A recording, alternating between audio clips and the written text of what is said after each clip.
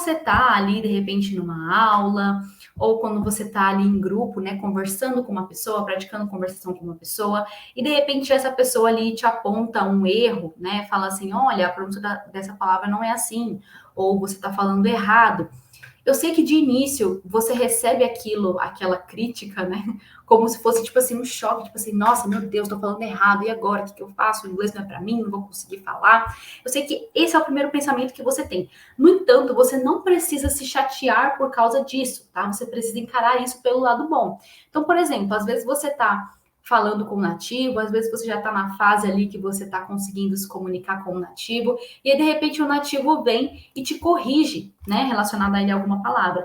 Aí tem algumas pessoas que só de receberem assim uma correção de pronúncia, elas já travam, elas já ficam retraídas, com medo de tentar, com medo de falar de novo. Isso é algo, gente, que não tem sentido, tá? Algo que não deveria acontecer. Pelo contrário, você deveria agradecer ali a pessoa que está te corrigindo, porque de uma certa forma é algo que você vai utilizar ali para melhorar, né? Inclusive, você pode falar, nossa, fulano, sério, não sabia que falava assim, como é que se fala mesmo? Repete aí para eu falar de novo, entendeu? Você tem que sempre encarar essas situações com mais leveza. Por quê?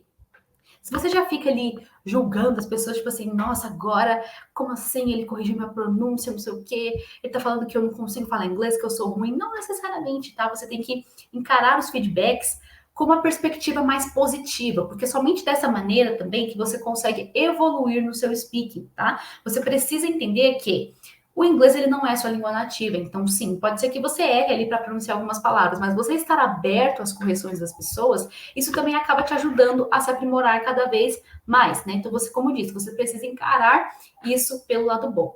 Então, se eu fosse dar assim, né, uma dica para vocês não precisam ficar levando essas questões assim, né, de speaking, de correções tão a sério, gente, porque é justamente o fato das pessoas se cobrarem muito, né? Tipo assim, nossa, o meu speaking precisa estar perfeito para eu praticar conversação, ou a minha pronúncia precisa estar perfeita para eu começar a me comunicar em inglês, a falar com outras pessoas, e não necessariamente, tá? Você não precisa se levar tão a sério, se cobrar tanto, tá?